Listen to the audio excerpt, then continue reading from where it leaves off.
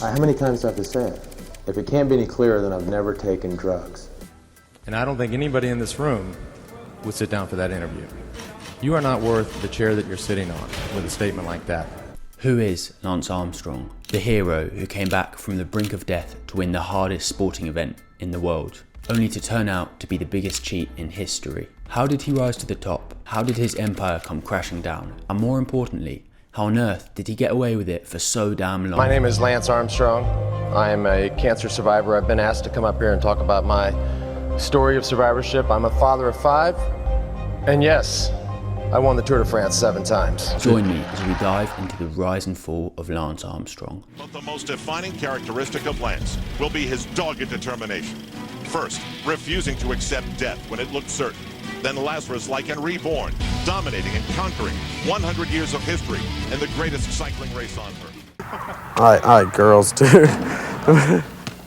I'm an all-American guy.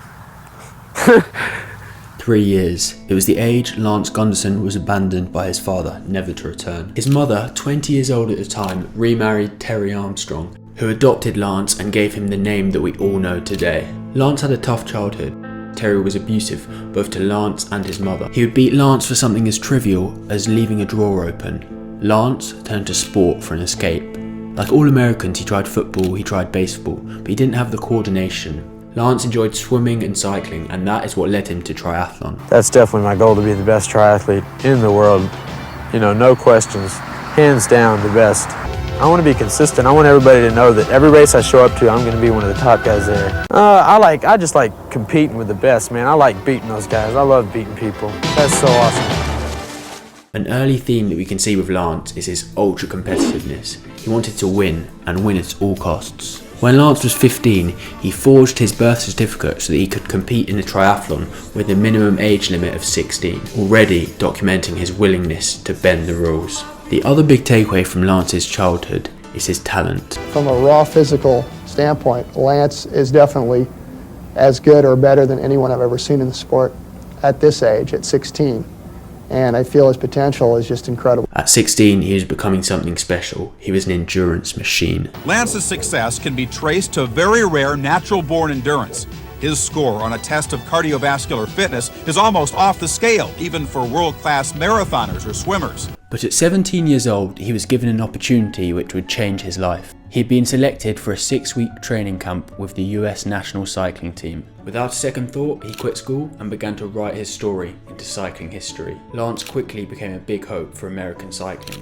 He began his pro career in 1992 when he signed for Motorola. At first, Lance struggled with races in Europe, but 1993 was his breakthrough year, winning the World Championships and a stage of the Tour de France. Armstrong goes on the left of the picture. Lance Armstrong in his first Tour de France. They all said he was too young, but he gets it on the line. Lance Armstrong.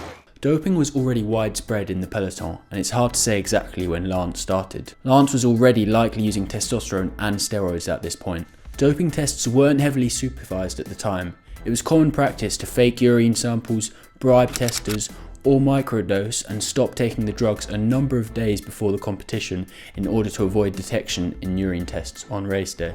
These drugs were helpful for recovery and explosivity, but the big performance improvements came from a new drug, EPO. Kidneys produce a substance called erythropoietin, which stimulates production of red cells, which in turn make maximum use of the available oxygen. Is this man on the start of his greatest ever season? They're travelling at nearly 40 miles an hour. Armstrong showing enormous determination. When I spoke to him before the Pyrenees, he looked... You couldn't develop a product more perfect for the ravages of endurance athletics than EPO. But Armstrong has done it today. Fabio Capitani, he's pointing up there to where the man is...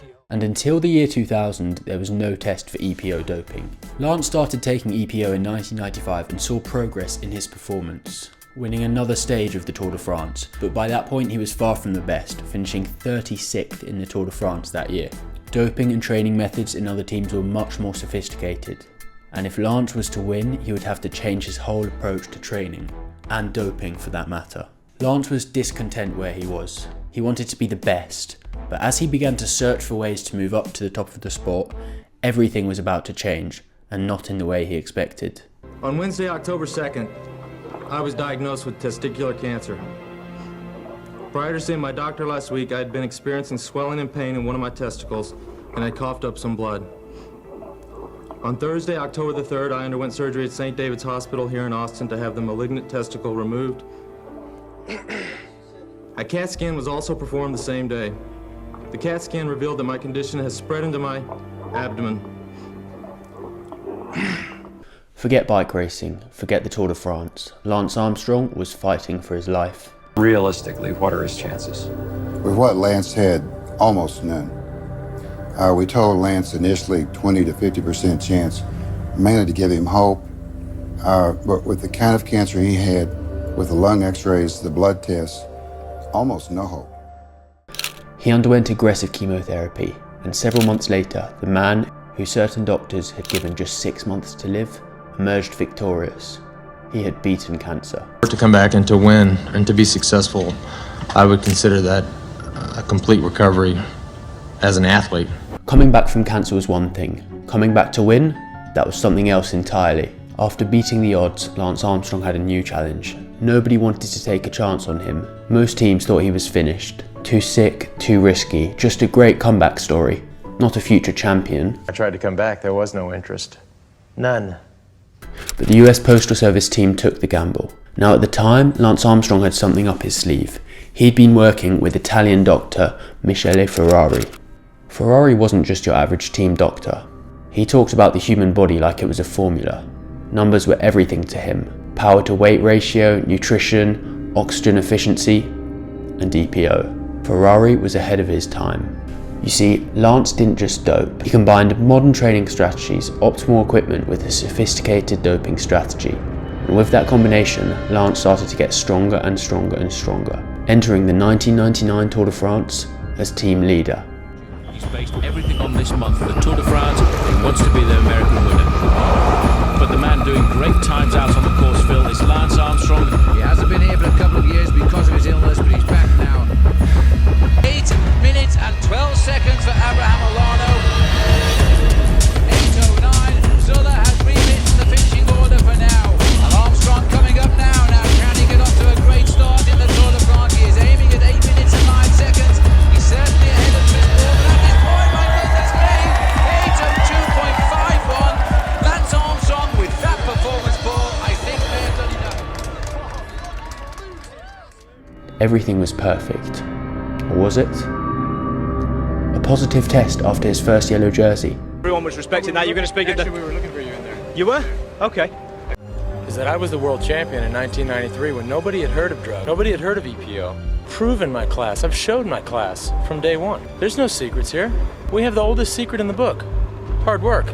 When I tried to come back to the sport, nobody gave me a chance. Nobody gave me a chance. So he must be doing something. So it's the same mentality. It's the same mentality. It's consistent through and through. Tonight, he has some very high-level help because the UCI, the world governing body of cycling, have just released this press communique. They confirm basically that the rider used an ointment and they give the brand name, and that he also offered them a medical prescription before his test. Somehow, with some false paperwork and a statement claiming that it was for medical use cleared him, and everything went on. You see, the story was too perfect. An American hero comes back from cancer and wins. The Tour de France's reputation was already shaky, and Lance was well connected, so on things went. But it was the first crack in his story. Lance looking an almost certain winner of this tour in Paris tomorrow. I'm not surprised that Hollywood are now saying they're going to make a film of his life. Thousands of Americans were cheering on the streets of Paris. The guy's been through so much, he deserved this more than anybody. This is his Tour de France, Tour de Lance.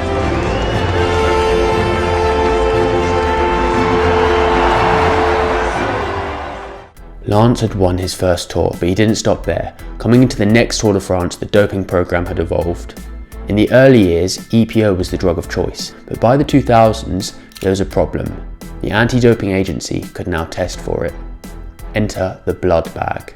Instead of injecting a drug, riders like Lance started using blood transfusions. They would withdraw blood from their body weeks before the race. Then at strategic points during the Tour de France, such as before a big mountain stage, they would re-inject the blood back into their body. Lance continued to be the most dominant rider the Tour de France has ever seen, winning 7 Tour de France's back to back. Lance didn't just beat his competitors, he broke them mentally. His intensity, his focus, his preparation. It was on another level. With a system better than anyone else and an entire team around him systematically doping, Lance was head and shoulders above the competition. It is a physical and mental delivery here by Lance Armstrong to all of his rivals in the Tour de France. He is just going faster and faster and faster, and he is going to win this stage, and he is going to go minutes ahead of the field. Lance Armstrong, winner today of the mountain stage of the Tour de France. And off the bike, the legend grew. Please welcome 1999's SB Comeback Athlete of the Year.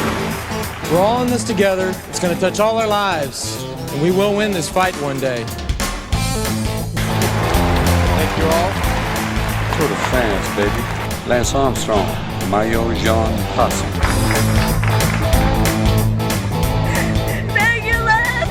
Thank you. I love you. We're all going to leave, I think, with a different perspective on this illness and a different perspective on this movement called survivorship. I tip my hat to Lance Armstrong and to the whole U.S. Postal team. Cancer survivor, philanthropist, global icon. In 2005, after 7 consecutive Tour de France victories, Lance Armstrong announced his retirement. He walked away from the sport on top, unbeaten, untouchable, a living legend. And finally, the last thing I'll say for the people that don't believe in cycling, the cynics and the skeptics, I'm sorry for you. I'm sorry you can't dream big, and I'm sorry you don't believe in miracles. But this is one hell of a race. This is a great sporting event, and you should stand around and believe. You should believe in these athletes, and you should believe in these people. And I'm a fan of the Tour de France for as long as I live, and there are no secrets.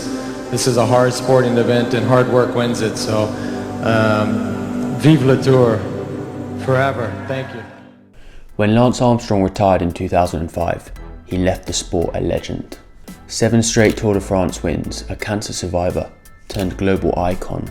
To the world, he wasn't just a cyclist, he was a hero. He had beaten the odds, built an empire, and inspired millions. But behind the success was a system built to protect him. Armstrong wasn't just popular, he was untouchable. Everybody wants to know what I'm on. What am I on? I'm on my bike, busting my ass 6 hours a day. What are you on? He had the support of Nike, specialised in Trek. His story sold newspapers, products and hope. He was the face of a global campaign. Nike released ads defending him. Trek sold bikes with his name on. And Livestrong, his cancer charity, raised $500 million. The lives of 2.5 million cancer survivors around the world.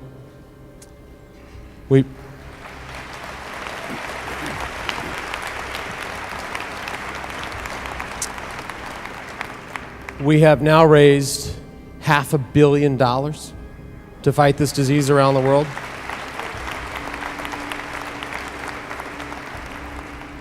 And we have work to do.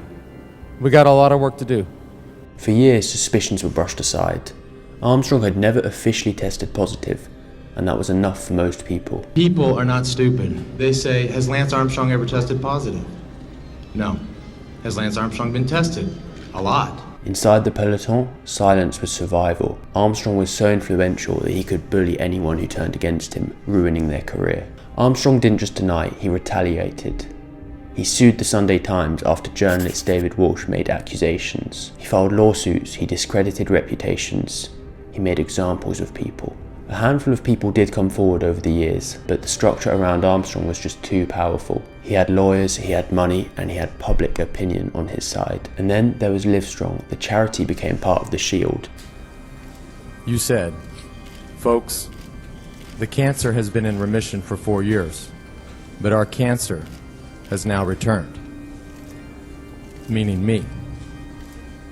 I am here to fight this disease. I am here so that I don't have to deal with it, you don't have to deal with it, none of us have to deal with it, my children don't have to deal with it. But yet you said that I am the cancer.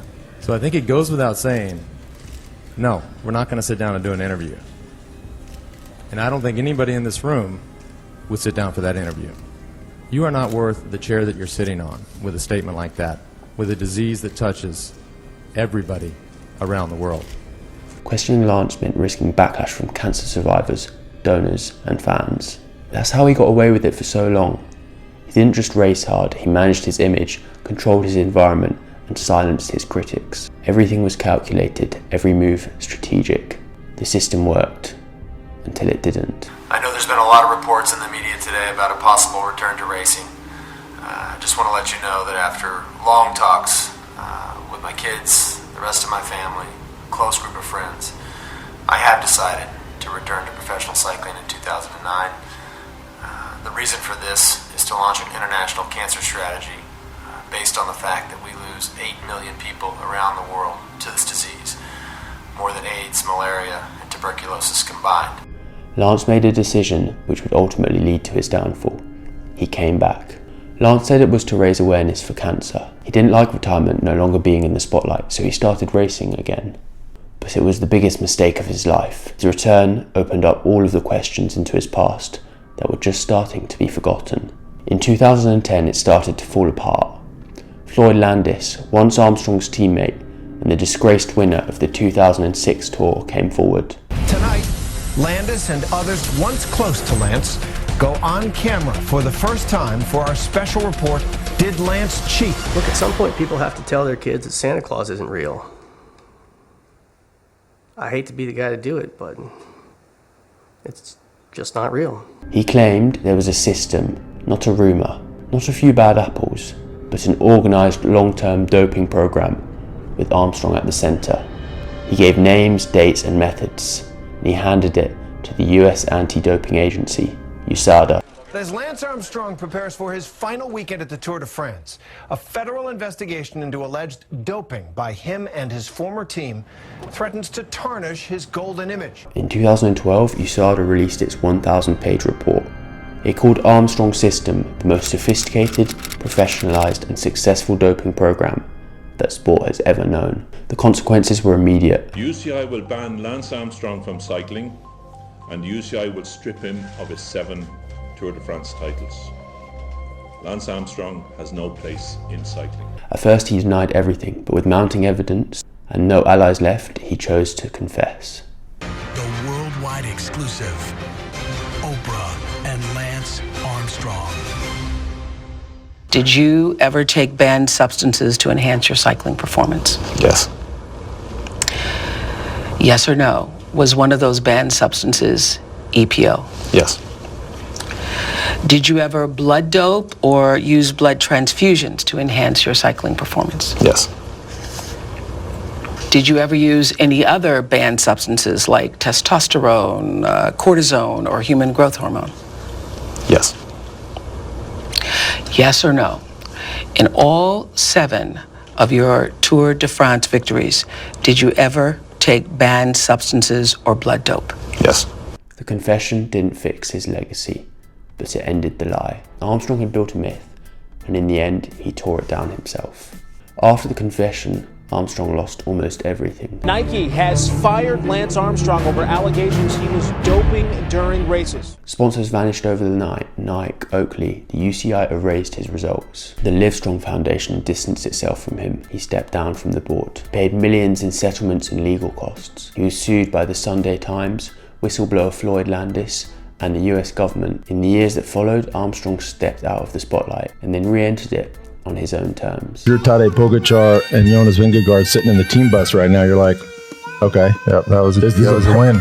They think this is a perfect start for them, and they are right. He launched podcasts and began speaking more openly about what happened. He is still banned from official competition. His tours remain stripped. But in some corners of the cycling world, the anger has faded. His cancer work was life-changing and inspiring for many.